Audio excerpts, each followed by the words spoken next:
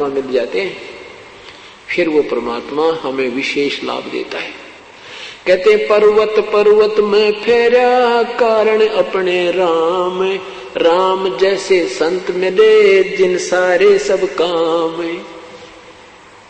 पर्वत पर्वत हम फिरे प्रभु की तलाश में, क्योंकि परमात्मा अंधे को आंख दे, कोढ़ी को काया दे, निर्धन को माया दे और मोक्ष प्राप्त करावे। हम इस उद्देश्य को लेकर परमात्मा की तलाश में ना जाने कहां कहां गए, लेकिन उस परमात्मा जैसे गुणों से युक्त संत हमें मिले तो वो सारे काम सरगे जो प्रभु में से हम उम्मीद रखते हैं। तो इस प्रकार परमात्मा साकार में हमें लाभ देता है, साकार ही है, उससे हमें विशेष लाभ होता है। जैसे वायु निराकार है और वायु को एक ट्यूब में डाल देते हैं। निराकार वायु 10 ग्राम वजन नहीं सहन कर सकती, अगर ऐसे रख दे तुरंत नीचे आता है। 100 ग्राम वजन को नहीं रोक सकती, और जब उसका एक विशेष व्यवस्था आकार में आ गई, वही शक्ति उसमें शक्ति बन गई। जैसे टायर में ट्यूब डाली, ट्यूब में हवा भर दी, टायर में फिट कर दी और ट्रक में डाल दी, वो 200 क्विंटल वजन ने और ठठाएं जा रही है। तो वो वही जो वायु अब उसका आकार बना, आकार माने से उसकी मर्यादा बनी, और फिर वो कितने वजन को उस हवा ने उठा रखा है। ऐसे ही ये हमारी एक ट्यूब है, इसमें हम राम नाम की वो हवा भरेंगे, उस शक्ति की हवा भरेंगे, तो इसमें वह शक्ति आ जाएगी और हमें हमारे सारे काम को वो ऐसे सारेगी जो हम 10 ग्राम भी नहीं, हम कुछ भी काम नहीं कर सकते थे। फिर वो परमेश्वर की जो शक्ति है, भक्ति की शक्ति हमारे इसमें प्रवेश करेगी इस साकार शरीर में, तो फिर वो बहुत लाभ देगी। ऐसे ही परमात्मा की सतिथि समझने में हमें राहत मिलेगी। परमात्मा साकार है, हमें दिखाई क्यों नहीं देता? जैसे सूरज के आगे बदरा ऐसे करुम छयारे, प्रेम की पवन करे चितमंजन जल के तेज नयारे।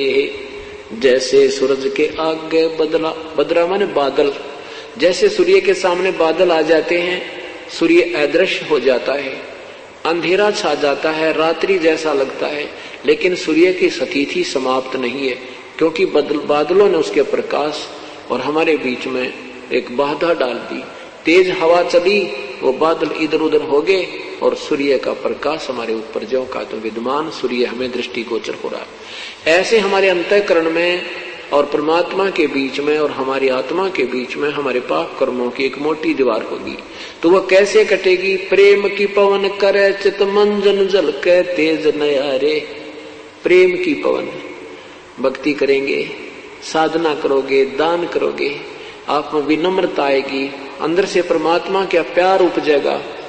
और जब हमारा रोना आया करेगा प्रभु के लिए, इसकी जरा से जिक्र चलते ही आत्मा फूट फूट कर रोया करेगी, तो वो हमारे पाप निकल रहे हैं, वो प्रेम की पवन चल पड़ी और एक दिन वो हमारे पाप का बादल हट जाएंगे, तो परमात्मा हमें साक्षात दिखाई देने लग जाएंगे।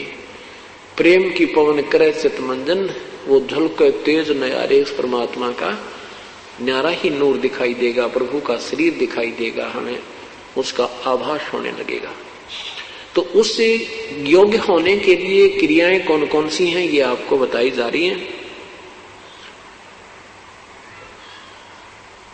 जैसे रोगी को डॉक्टर कई प्रकार की गोलियां देता है, कोई पीने की दवाई है, कोई कैप्सूल है, कोई इंजेक्शन लगाता है, तो हमने वो सारे ही ट्रीटमेंट विधिवत करना होता है, जिससे हम शीघ्र आरोग्य हो जाते हैं।